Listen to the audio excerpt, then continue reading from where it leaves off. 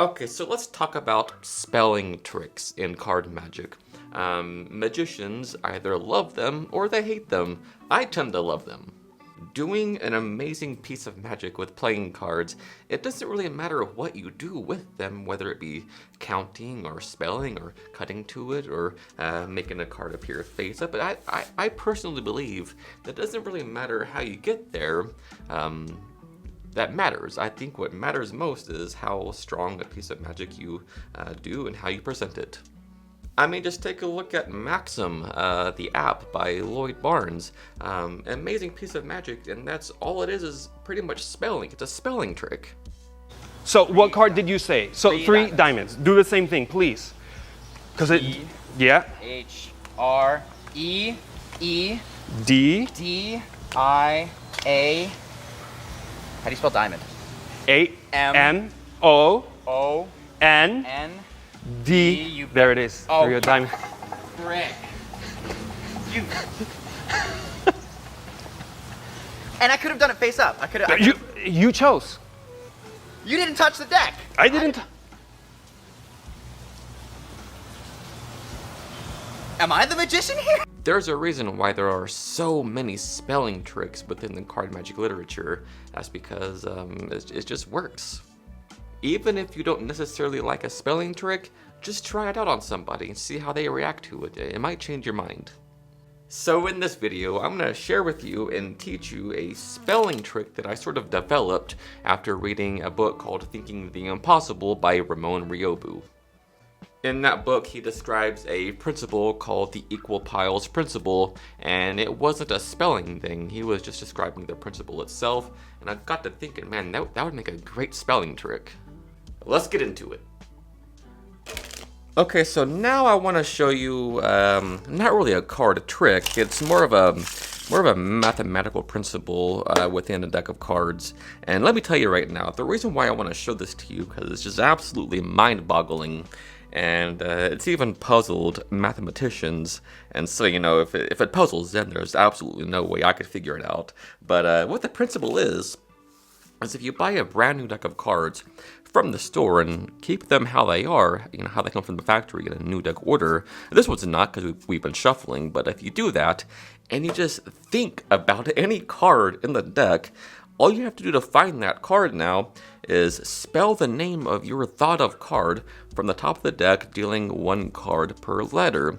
And when you do that, the last card will always be the card you're thinking about. It's crazy. So I'd like to show you and demonstrate at least my interpretation of that principle. Okay, so let's just say, for instance, we got the Queen of Diamonds. Okay, so do me a favor. We can give it one shuffle. Let's give it a crazy one. Cut some cards over here, about half the deck. It's up to you. And if we just do this, give it one shuffle like this, go ahead and push them together. So they do that. The deck of cards completely mixed up. There's no way anybody could know now where that Queen of Diamonds is, obviously. But like I said, if you start dealing, and by the way, what I mean by spelling is this. So if you're thinking of the Five of Hearts, you would go F-I-V-E-O-F-H-E-A-R-T-S. If you're thinking of a Jack, same thing, you go J-A-C-K. You get the idea, right? You spell the card you're just thinking of, and you'll always get to it, no matter what. All right, so... But let's try this. I want you to decide where we start, because it only works from the top of the deck, but I want you to decide where we start. So as I deal cards like this, you decide where we start. Just say stop anytime. It's up to you. All right, so maybe they say stop right here. Now look, we start spelling. Our card was the Queen of Diamonds. From here, where you said stop. Check this out. This is crazy. Q-U-E-N-O-F-D-I-A-M-O-N-D-S, the Queen of Diamonds. Now it'd be crazy if that was the card, but it's not, because we don't start from the top. We start from where you stopped. All right? So how many cards did you get? You got 1, 2, 3, 4, 5, 6, 7, 8 cards. Think about this. We shuffled the deck. We just got a random card by cutting to it. You stop anywhere. You had 8 cards. Or was it 9? I think it was 9 cards. So 1, 2, 3, 4, 5, 6, 7, 8. Yeah, 8 cards. The Queen of Diamonds. There. There it is. And for centuries and for ages, nobody's been able to figure that out. Alright, so this is all just obviously a bluff, it's all BS, but I mean, think about how crazy that would be if that actually was a principle that worked. But the way you present it and the way it happens, I mean, it feels like it has to work, right? It feels like it has to be real because, I mean, why wouldn't it be? You just demonstrated that it does work. So, yeah, the Queen of Diamonds starts on top of the deck. Okay, so let's take a look at how this principle works and exactly what's going on here. Alright, so how Ramon described this in the book is this. If you have a card, like a force card, at number 16 in the deck, so that's 1, 2, 3, 4, 5, 6, 7, 8, 9, 10, 11, 12, 13, 14, 15, 16, there's our Queen of Diamonds. It could be any number, but he just described it at number 16.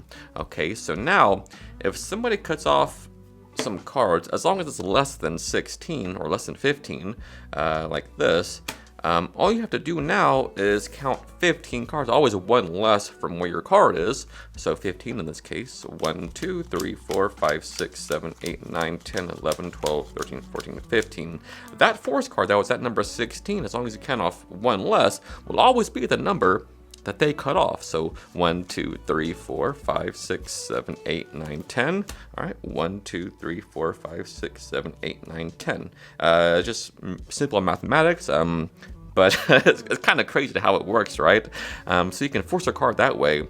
But ironically, the reason why I thought of a spelling trick is because the Queen of Diamonds spells with 15 letters. It could either be the 3 of Diamonds or the 7 of Diamonds, the 8 of Diamonds, the Queen of Diamonds, just as long as it has 15 letters in the name. Now, it doesn't necessarily have to be, you know, a 15-letter name. It could be any card, but having it at 16 makes it to where they have more cards to stop on before we get to 16 is what I'm trying to say. So the lower the card, the better. So now that you have your force card, in this case, the Queen of Diamonds, on top of the deck, you start talking about, the presentation, the crazy mathematical principle, and how I said in the performance. But what you're going to do is just bluff it. Say, we'll just get a random card, the Queen of Diamonds, and just miscall it. Nobody's going to know. Nobody's going to fact check you, right? Why would you lie? You just say, I'm going to look at a card, the Queen of Diamonds. I mean, there was no reason for them to suspect that you're lying, because why would you?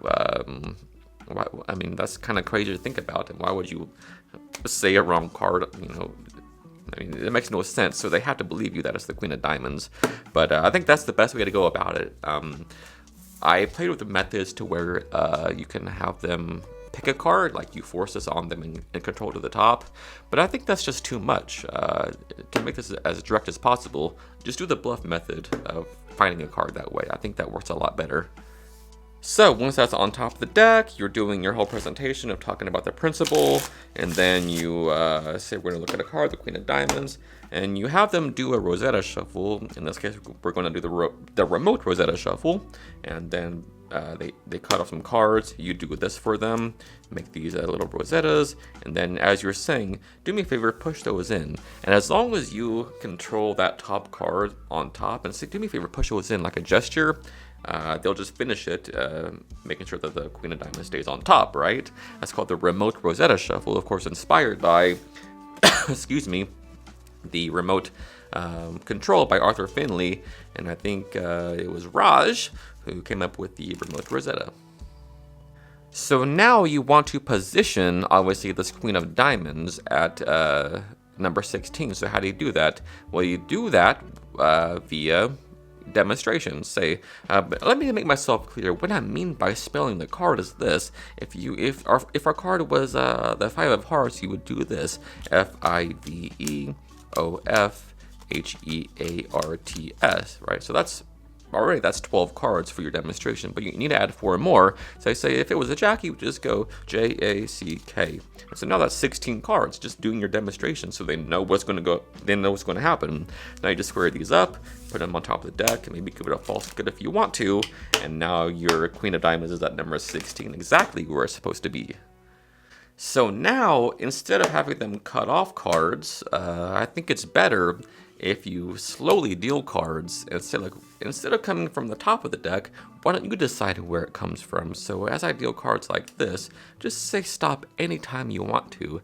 And by dealing slowly, this ensures that they're not going to go past 16, because that would actually take a long time.